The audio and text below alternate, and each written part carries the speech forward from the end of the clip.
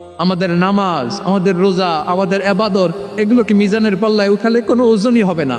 তবে আমাদের একটা কৌশল জানা আছে, আমরা আল্লাহর রহমতের, আমরা সেদিন আগেই গুনার স্বীকৃতি দিয়ে দেব। আমরা বলবো, আল্লাহ তুমি প্রশ্ন করার আগে তোমার একটা কথা বলি, আমারে কিছু জিজ্ঞেস করো না, আমি সব করেছি। এমন কোনো পাপ নাই যে পাপ আমারে দিয়ে হয় নাই।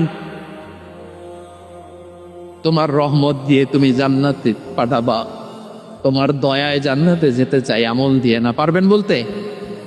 কিয়ামতের দিয়ে আমরা বলবো, আল্লাহ আমার আমল দিয়ে জান্নাত চাই না, আমি তোমার দয়া দিয়ে জান্নাত চাই। তোমার দয়া ছাড়া আমার কোনো উপায় নাই। কারণ আল্লাহ যদি বিচার করে বাঁচার কারো উপায় নাই। আল্লাহ যদি বলে ফেলেন তুই এটা করলি কেন, ওখানে গেলি কেন, কোরআনে 1000 বার নিষেধ করলাম তারপরেও এই পাপে জড়ালি কেন, এরকম প্রশ্ন ছুড়ে দিলে আমার উত্তর আছে? বাঁচার কোনো উপায় আছে? রোজ হাসরে হে আল্লাহ আমার করোনা বিচার, আল্লাহ করোনা বিচার, বিচার চাহিনা তব দয়া চাই, এ গুনাহগার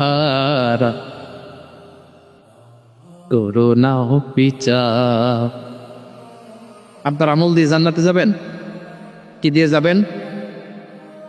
আল্লাহর দয়া দিয়ে। আল্লাহর রহম আর দয়া ছাড়া কেউ জান্নাতের চেহারাও দেখতে পাবে না। আমার প্রিয় ভাইয়েরা, এই দোয়া আল্লাহর কাছে পছন্দনীয় হওয়ার কারণ তিনটা। দোয়ার প্রথম অংশে আছে তাওহীদ, আল্লাহর একত্ববাদের ঘোষণা।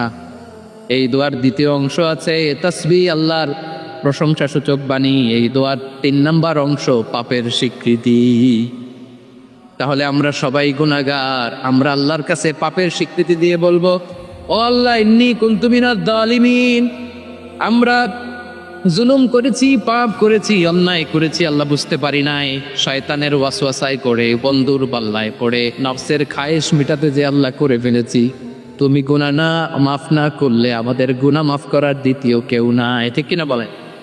এভাবে অনুতপ্ত হয়ে যদি আল্লাহর কাছে দোয়া করেন, দেয়ালে পিঠ থেকে গেছে, কোন রাস্তা নাই বের হওয়ার, ওই মুহূর্তেও আপনাকে বিপদ থেকে উদ্ধার করবে কে? বিশ্বনবী চরম বিপদে পড়লে 2টা দোয়া পড়তেন। প্রথম হলো এটা, লা ইলাহা ইল্লা আনতা সুবহানাকা ইন্নী কুনতু মিনাল জালিমিন। হে দোয়াটা আমরা বেশি বেশি পড়ব প্রিয় ভাই। রাজি আছেন? সবাই আওয়াজ করে করুন ইনশাআল্লাহ।